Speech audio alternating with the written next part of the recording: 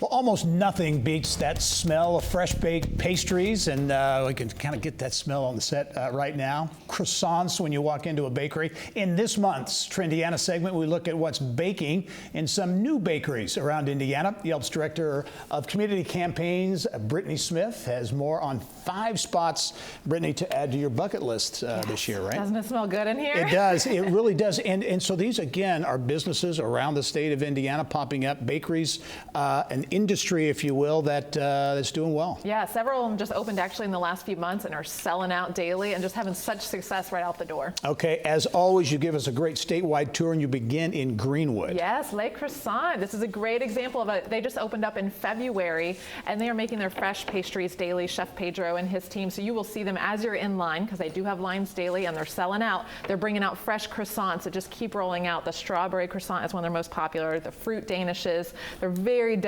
generous in how many of the fruit toppings that they put on, which folks really love in the reviews.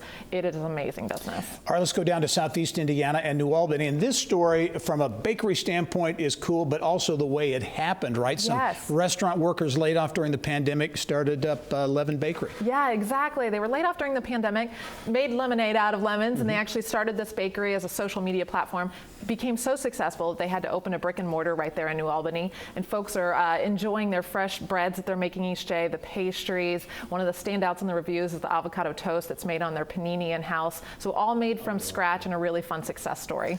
Okay, let's go to Noblesville now in Hamilton County. Mochi Joy Donuts. Now, the mochi is pretty trendy, right? It's kind of a coup to get this in Indiana. We have been waiting for this moment. Mochi Donuts across the U.S. You'll see it in bigger cities. Now, Indiana has its first spot right there at Mochi Joy Donuts.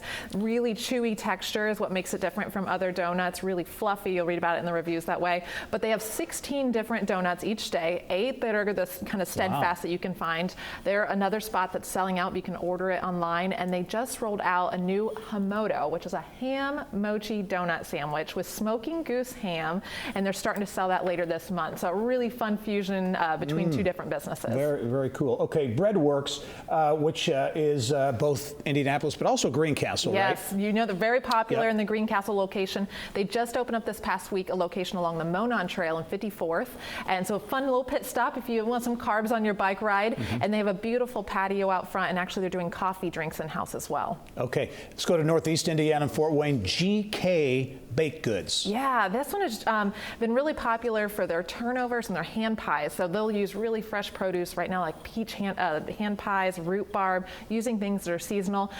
What they've described themselves as is a European-style bakery, really back to rustic roots, and it's a great addition to Fort Wayne.